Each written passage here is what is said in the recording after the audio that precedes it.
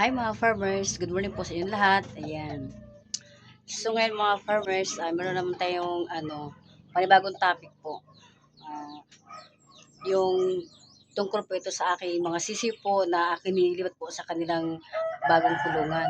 So ngayon, pasok po tayo dun mga farmers. Pero bago pa ako mag-start mga farmers, please subscribe, comment, like, and share po muna tayo sa aking mga YouTube channel para po updated tayo sa aking mga videos mga farmers. So ngayon, mag-start na po tayo, pumunta tayo sa loob ng aking ah, kulungan po ng aking mga sisiyo mga farmers, yung bago nilang kulungan.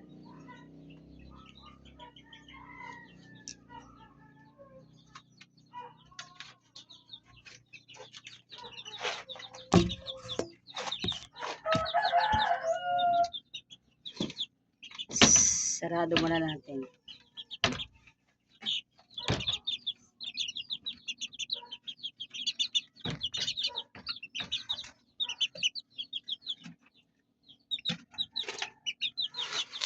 So, eto na po tayo mga farmers sa loob po ng kanilang kulungan. So, andito na po sila mga farmers. Ayan.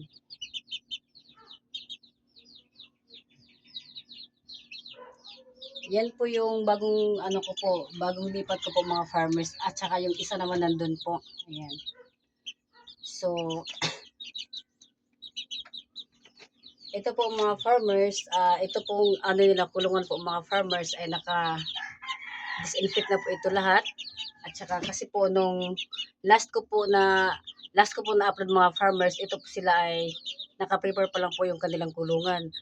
So ngayon po nandito na sila sa loob kasi yun nga, gaya ng sabi ko na nilipat ko na po sila. Dahil na sila, malaki na po sila mga farmers eh. Para po hindi po sila magsisikipan. So,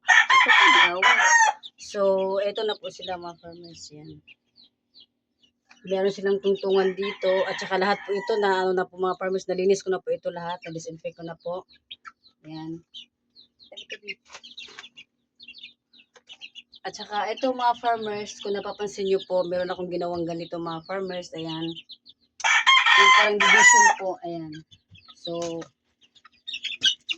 maliit na po ito na tangkal. Kumbaga kasi sa Bisaya, di ko alam sa Tagalog. Basta maliit po ito na tangkal na ginawa ko po dito sa loob. Pero hindi pa po yan siya tapos mga farmers. Kaya ko po siya ginawa ng ganito kasi um, sa kanila kasi mga farmers sa ganito kasing edad, meron na po sa kanila na nag-away-away na po. So kailangan kung alin diyan sa kanilang 5 mga farmers na medyo matapang po sa tingin natin, so kailangan po natin ibukod 'yun. Kailangan nakabukod po sila kasi pag pinapabayaan po natin mga farmers, meron pong tendency na nagkakasugat 'yun pag pinabayaan na po natin na nag-away-away na po. So, eto ang natin mga farmers. So, eto ginawan ko talaga ng ganito mga farmers. Yung para may kwarto na maliit, ganyan. Kasi po, kung alin dyan sa kanila ang matapang, yun po yung ipapasok natin. Yun po yung ipapasok ko po doon para po safety naman sila sa kumbaga, huwag na po natin antay na magkakasugat sila ganun. Tapos, bukod po dun mga farmers, pag sa gabi po, pwede na po natin silang palabasin kasi para po magkakasama sila ulit. Kasi po, mga ilang po yan, mga ilang days po, magiging magkakaibigan na po ulit yan. Kasi parang sila kumbaga, nanibago lang po sila yan. So, etong mga farmers, meron pala akong ginawang dito yung antibiotic, kumbaga, yan. Para po, mga farmers, para po sa mga bacteria po, prevention po, para sa mga bacteria po na dito dadapo mga farmers kasi po bagong lipat sila eh. So kailangan talaga naka-antibiotic po sila. So meron ako nilagay dito, ayan. Ipapainom ko po sa kanila to.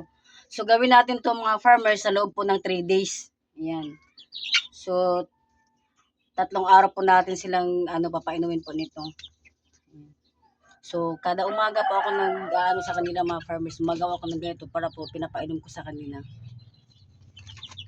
Eto na, inom na kayo. Ayan. Ayan. Ayan. Yan po yung ano ko ginagawa ko po yan sa ano po sa loob ng 3 days. Ayan. Inom kayo, inom. Ay, ay. Ayan. Nag-away-away na po sila eh. Ayan, inom kayo.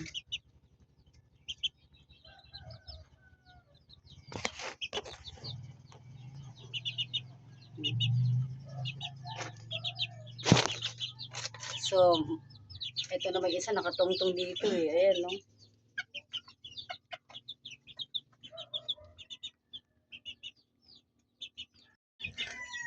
Mga ka-farmers, mga ano na po, mga isang oras na po nakalipas nung pinainom ko pa sila ng aking antibiotic po, yung galing sabi kanina.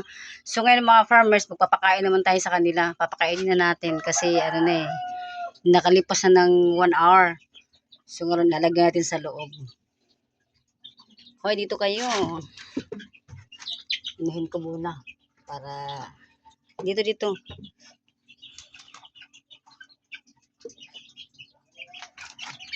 Ay, sa loob. Yan. Gaagawan yun. Yan na sila. Kumakain na sila mga farmers. Yan. So, diba? Ang lalaki na po nila.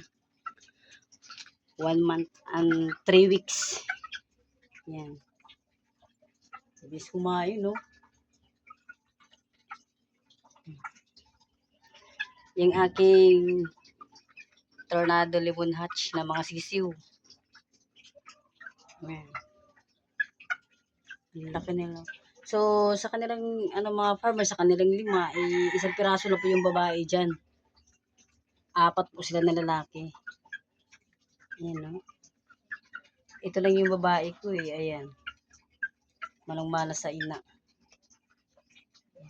Tsaka itong 4 naman, yan, puro na sila lalaki. Oy! Oy! So, yan lang muna mga farmers.